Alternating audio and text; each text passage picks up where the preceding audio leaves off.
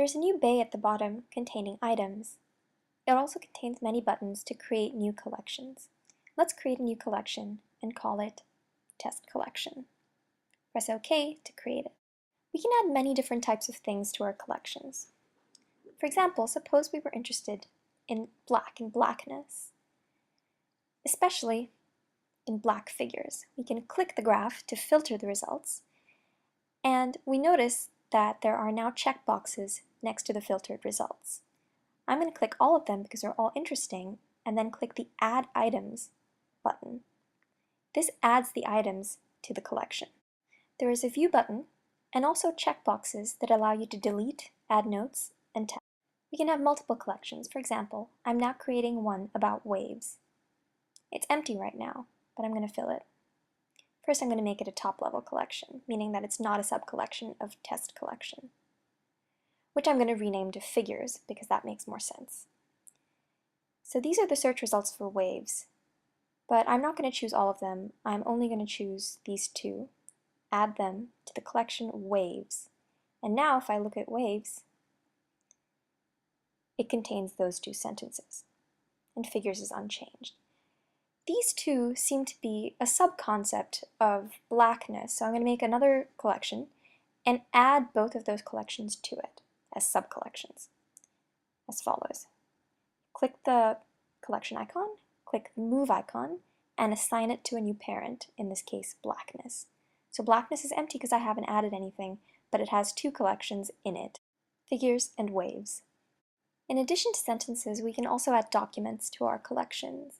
We can search for documents in new ways. For example, now I'm searching for all the documents in which something is described as black. So I'm going to select all of them and click the Add Items icon, which will add them to my blackness collection.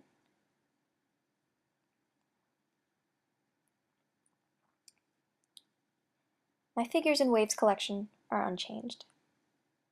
So I'm going to create a new collection now. I'm interested in the documents before 1895. So that's an empty collection right now.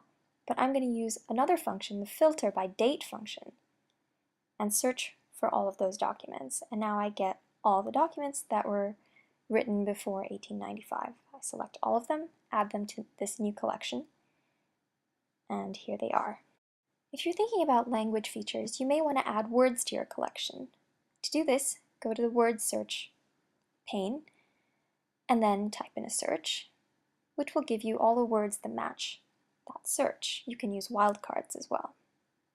So I'm going to make a new collection for these words. I'm going to call it Lines, top-level collection.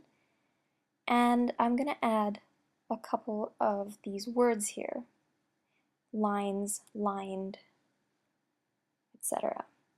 So click the Add Items, add them to the collection Lines, and click OK, and here they are now. You can add notes. They can be as long as you like. And tags. But I can delete it just by pressing the black X. As you build your collections, you can use heat maps to visualize all kinds of things about them. So you can now select a collection and then perform a search, in this case white.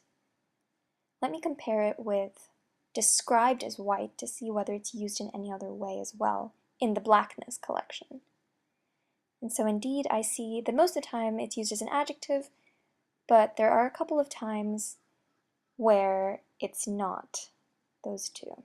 So I'm going to select one of them and then add them to a collection, but none of my collections so far matches what I'm thinking of, so I'll just create a new one right now. I'm going to create a new collection called White, a top-level collection, and then I am going to just add the item again, but now white will appear in the list. So here we are, and there. As you start to make sense of things, you'll start to realize that, well, maybe your categories weren't all that great. So you can always reorganize. So for example, white and black are colors, so I'm going to make a color collection and then add both of them to that sub-collection.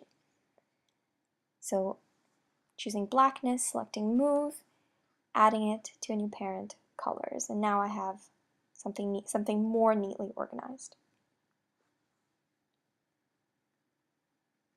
The items you add don't always have to be sentences or documents. They can just be selections of text. So for example, I'm going to create a snippet here by selecting some text and then clicking the Create Snippet icon, which marks it as a selection.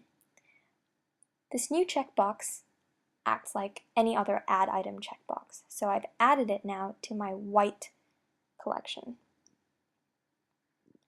It appears under the Snippets tab. You can add a note to it, or not, or a tag. People are fighting, so I'm going to create fighting.